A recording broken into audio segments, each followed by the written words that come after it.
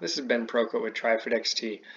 And with all the recent race cancellations and postponements, I decided I was going to do a video about some of the things I'm doing with my athletes and myself with these cancellations and everything being pushed back, possibly multiple months, not just 1 month. So this is going to give you some ideas on how to possibly modify your training, because I know there's not really many training plans that are geared towards, hey, your race was canceled, this is how you should set it up. Maybe there is, but I just haven't seen them out there. So I'm going to take a little bit of time, go through this, and hopefully this is helpful for you. All right, first off, don't freak out. And I know that's going to be tough. In your mind, you might seem calm on the outside, but I know on the inside, I always couldn't imagine, especially when I first started, what it would be like for me if a race was canceled. And now that it's happened, for me, it's not as bad as I thought it would be. But I always imagined it would just be the worst thing in the world, end of the world, that our race got canceled. And I've been very fortunate to this point that all of my 70.3s and halves have all gone on, with only one of them having about a 15% reduction in the bike distance. So pretty good track record there. But don't let it freak you out, especially if you're a first-time athlete. I know that first time is really something special for doing an Ironman or a 70.3. Next, when everything kind of gets calmed down here, help out those small businesses and groups that have been a part of our tri community. This would include the bike shops, the fitters, clubs, teams, the local races. They've been here for the long haul. I know it's easy to go shop on Amazon and grab that bike tube or that tire, but really try and support your shops, because we've already had a lot of them close down here recently. And this is just, I don't want this to be the thing that pushes them over the edge, although I think it may be. But go out and support them and encourage others to support them as well. Same goes in with fitters. I know a lot of fitters are having to cancel their fits here during a time that normally they would have a lot leading into Ironman Texas. So, help support them.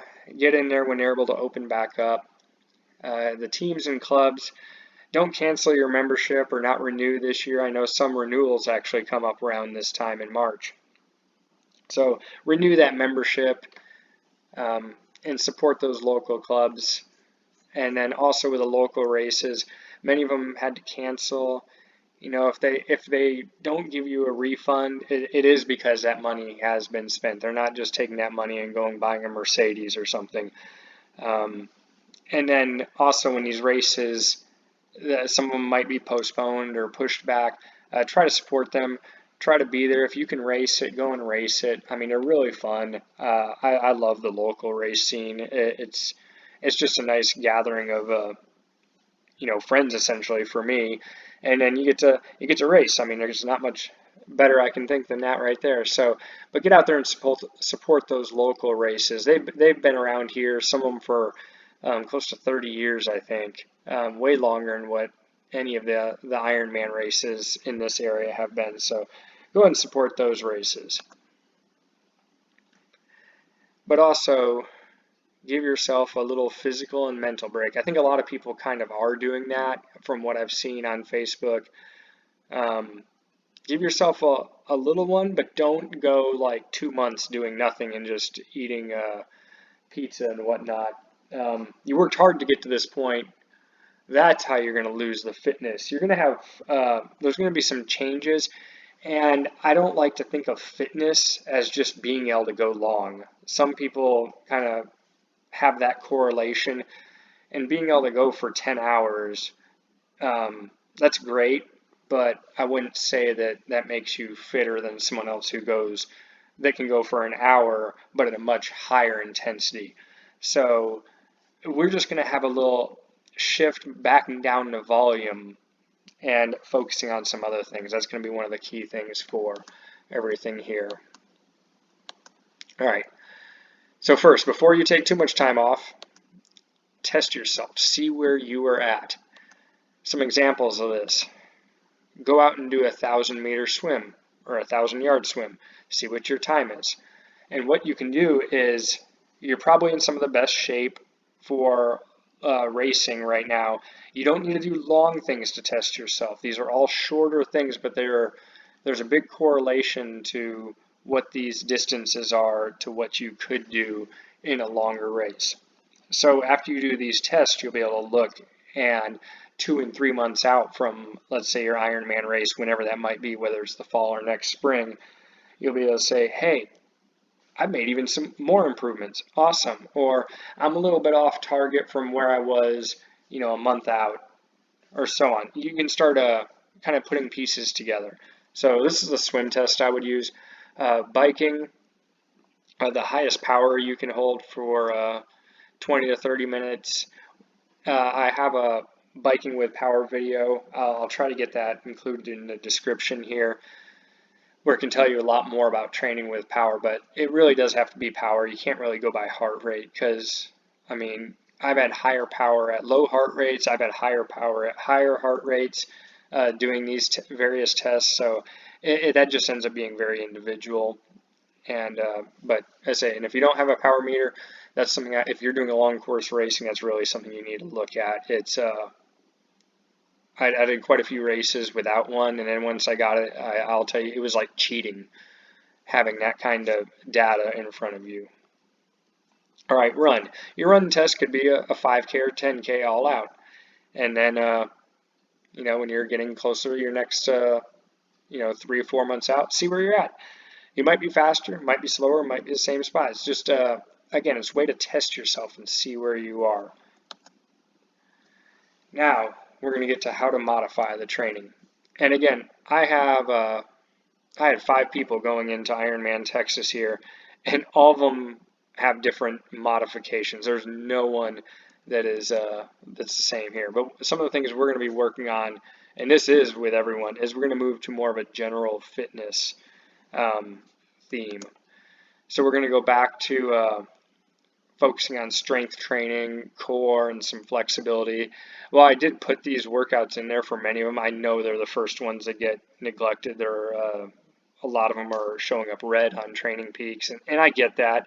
And some of these guys are putting 12, 15 hours in a week. It's going to be the first thing to go. So get back working on your strength training, your core work, and your flexibility, and that's going to help you off in the long run.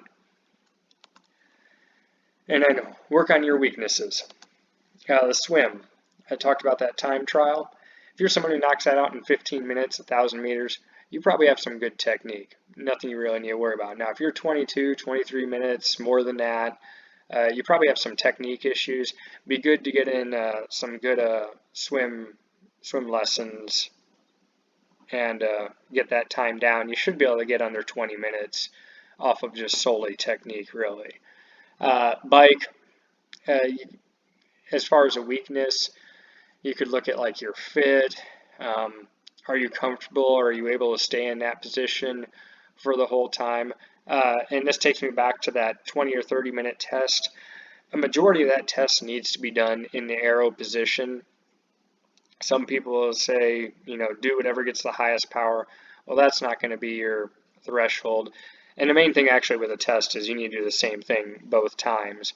But I would test in the aero position. If you come up for 30 seconds every 5 or 10 minutes or something, that's not a big deal. But if you're spending half your time sitting up, that's not going to be a true reflection of what your threshold is in that position. For me, it actually differs almost about nearly 10% whether I'm sitting up or in the aero position, or my road bike. My road bike, I have a almost 10% higher FTP than what I do on my tri bike. But I am faster on my tri bike because of the aero position. So that's really, you're trading a little bit of aerodynamics and power to go faster. Run. This might be something where, run as a weakness. You could probably check out, have someone look at your run form. Do you get injured easily? If you're going to put this kind of volume in building up again, you want to make sure that you're doing everything the right way that fits your biomechanics. And then looking at all three of these individually, this is where you do some of the sprint races, you can start seeing kind of if you're a stronger swimmer, biker, or runner by looking at what other athletes are doing. I know some people don't like to, hey, I'm just out there to, for myself, for my own challenge, but you can kind of see where you place on each one and if there's one that you need to work on.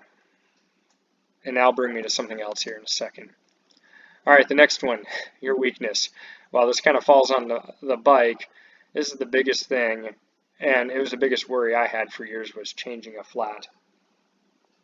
Please practice changing a flat. I can't tell you how many people go into an Ironman and they don't know how to change a flat tire, and that would just scare me to death. I'm already scared of getting a flat tire, and I have once at Ironman Boulder in 2015, right around, I think it was right at 100 miles.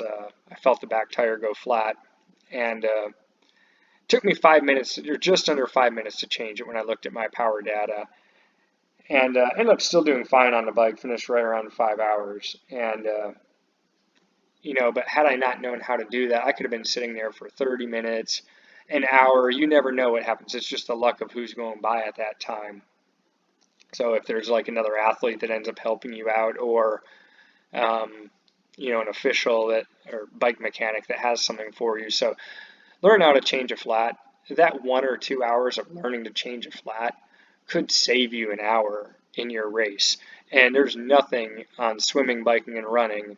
There's no magical hour workout here or 2-hour workout that's going to make you 2 hours faster in that sport. So really learn how to change a flat. That can really put a damper on your day.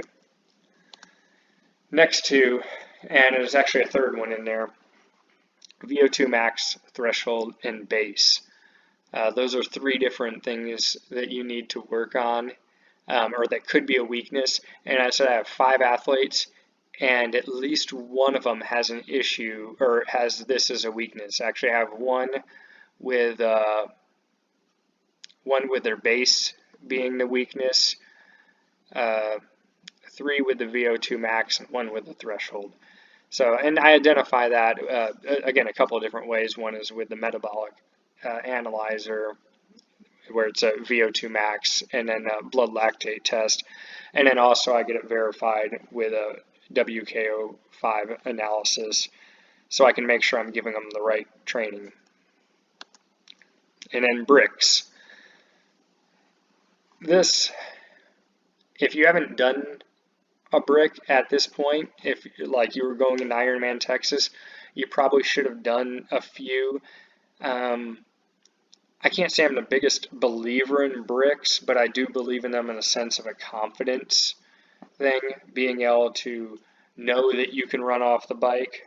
It takes about half a mile for your legs to get that neuromuscular coordination to get the mechanics of running down, but you'll be surprised how it's not too bad once you start doing it. But the big thing is not just bike to run. The big one I see is people don't do the swim to bike brick. And one of the reasons I can see this, well, I mean, I know that they don't do it, but then also I saw it at Ironman Texas. At just 20 miles in, we hit the Hardy Toll Road with a little bit of a headwind, and I see tons of people out of the aero position. Now I get being out at the very beginning where it's really crowded and you want a little bit more of that stability for handling. I mean, I'm up quite a bit when it's really crowded on the bike. But when you're going into the headwind and sitting up, I mean, you're just opening up your body like a parachute there. And you're taking away all the benefits of having that tri-bike. So it's one, either you swam too hard and that's now affecting your bike, or your fit needs some adjustments. And again, this could be a weakness.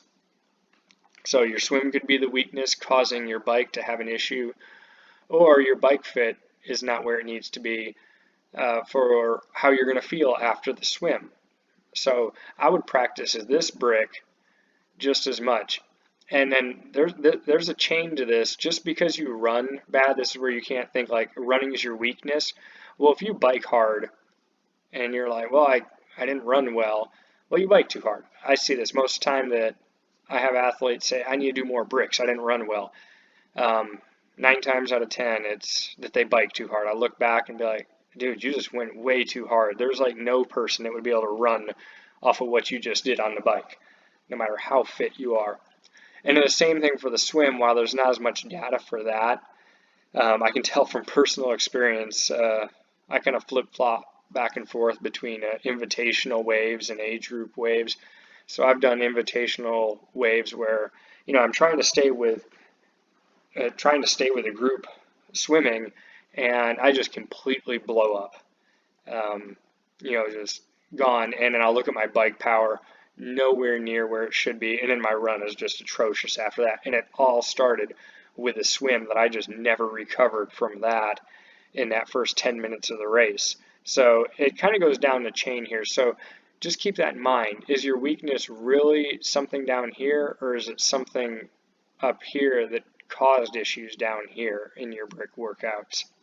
So just keep those things in mind. And I say now might be a good time to test that. Go swim 2.4 miles. You could probably put in some good swim volume, and then go bike a while. See if find that out now instead of just right before the real deal when that comes up. All right, a little bit about me and Trifit-XT, and then kind of my long course experience. I'll tell you, my first race, my first half Ironman, I barely made the cutoff time. Back then it was only 8 hours. I came in at 7:59:20. And in fact, it took me all the way to my fourth half Ironman to break under 7 hours. I remember I was ecstatic. I was at Oil Man, which used to be called Iron Star, and I got 6:30, which is relatively slow in my age group, but I was just like, man, I got 6:30. I'm so happy. Took 30 minutes off my time at Buffalo Springs. And then now I think my last, I think I'm close to 10 now. Last 10 halves have been under 5 hours. So I usually I come around that, 4:50, 4:45 time. So you can make quite a bit of improvements just with time. I've completed 17 Ironman races, all of the Ironman Texases so far, along with the Ironman World Championship. I got a legacy slot back in 2017. 27 70.3s or halves. I've done the World Championship for that one back a long time ago, 2008. And I really like that distance. It's probably one of my favorite distances. It's long, but not just crazy long like the Ironman. And then my longest race was an Ultraman, where it was a 3-day race doing a 10K swim, 92-mile bike. 172-mile bike on day 2, that was something else. And then just an atrocious double marathon run. This is all in hilly Marble Falls. So with all that being said, this is my long course bio, but my true love is actually with focus, and my focus in training is for sprint triathlons. That's just what I enjoy. And for me, my focus used to be when I first started out on these longer races, and I've noticed I just feel better and am more consistent when I focus on sprint tries, and then maybe pop up the volume for a month for a 70.3, or if I want to do well in an Ironman, I'll pick it up for a couple months. But ever since doing Hawaii, I just kind of do a few 3-hour bikes, and then I'll be I consider it good for doing an Ironman for myself. But this is what's kept me more consistent and healthy. That's one of my goals when I started with this. So that's why you have to know your why. My why is to be in this sport for a long time, and I feel like I do much better when I focus on sprint tries. All right, Trifit-XT. That's the coaching we have. We have several coaches. We offer testing, metabolic, blood lactate, and while we're not offering those right now because of the virus thing, we do still offer the WKO5 analysis, which isn't just doing your standard like 20-minute FTP test on the bike. It's actually taking I'll have you perform 3 to 5 tests depending on what data you already have, and then that's where I can figure out where your weakness is, if it's a VO2 max or threshold, and I can tell you how to implement that in your training. We do that with a quick phone consultation. Say, hey, I would work on your VO2 max and then move on to threshold, or no, I'd do it the other way. I'd work on your threshold, but then go to a little bit more zone 3 work, because we'll be able to figure out your zones from this as well, where you should be training. Which most people, when they first test with me, they're training, their easy rides are way too hard, and their hard rides are not nearly hard enough. So that's the main thing I see with honestly 90% of the people I test, that it's their first time to test. And our main thing is our customized training plans. We only do custom plans. We don't have any pre-built plans. Everything is done based on where you at, where your abilities are. And then we have a couple races we host. We had the Dirt in Your Shoe do. We do have the Brick House Triathlon. I'm not sure if we're going to have that this year, mainly because all these races, it's a fall race, and a lot of these races, local races, are going to be pushed back to the fall. So I might try to keep the calendar open for those races, because I say the race directors, we're all good friends and really work together. So I don't want to have 2 races on the same day pulling from one another. And then if you want to get in touch with me, I'm at Houston Triathlon Coach, or we have a Trifit-XT Facebook page, and my email is benproco@hotmail.com. So again, thanks for joining me. I hope this was helpful, and I know I really feel anyone who had their race canceled, I know it can be devastating, but trust me, you're in a better place than when you started this whole process. Just don't give up. Take that little mental break, but then come back, and let's come back stronger, and go on from there. All right, thanks.